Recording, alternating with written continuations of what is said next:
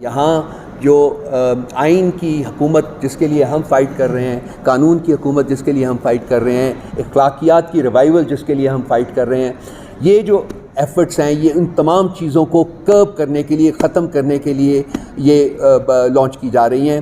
اور جوڈیشری کے اوپر جو اسالٹ ہے ان کو ہم اسٹرانگسٹ پاسبل ٹرمز میں کنڈیم کرتے ہیں۔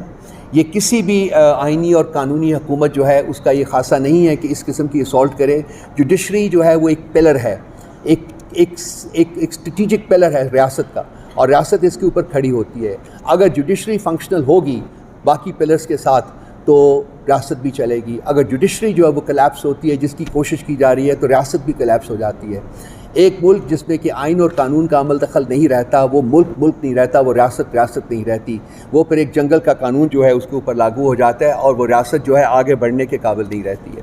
تو ہم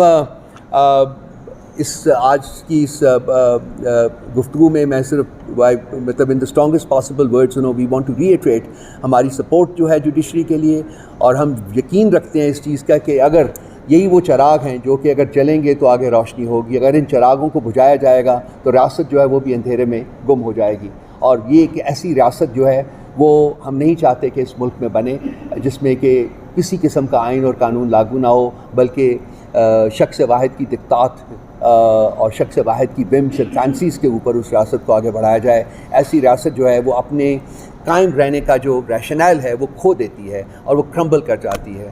Under international law. Sadly, it has happened throughout Pakistan's it's happening in political.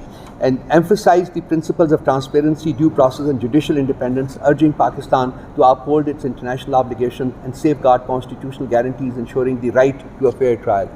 This is the report, this is the interview, and this is what this lady has said, which is highly critical of what is happening in Pakistan.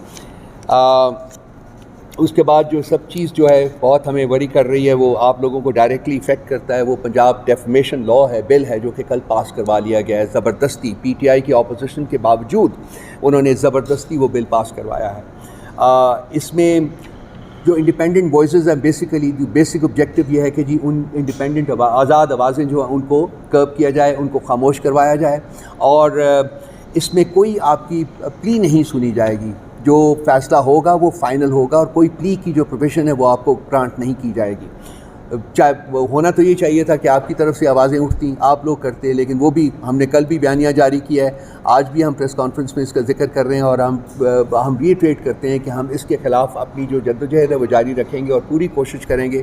میں تو چاہوں گا کہ آپ لوگ بھی، اگر آپ کی تنظیمیں جو ہیں وہ اگر ایگری کریں تو ہم ان کے ساتھ بیٹھ کے اس مسئلے کو آگے لے جانے کے لیے بالکل تیار ہیں۔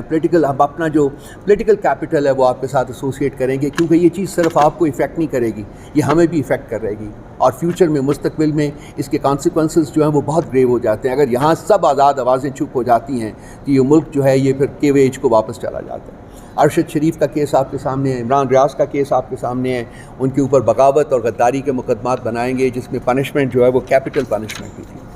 اس کے ساتھ ساتھ آپ کو جو 3 دن پہلے پتن کی رپورٹ آئی ہے، جس میں میرے دوست عامر بیٹھے ہوئے ہیں یہاں، ان کی کانسٹیٹوئنسی کو ڈائریکٹلی ریلیٹ کرتی ہے، وہ انہوں نے NA 46, 47 اور 48 کی رپورٹ جو شائع کی ہے، اور اس میں انہوں نے ڈیٹیل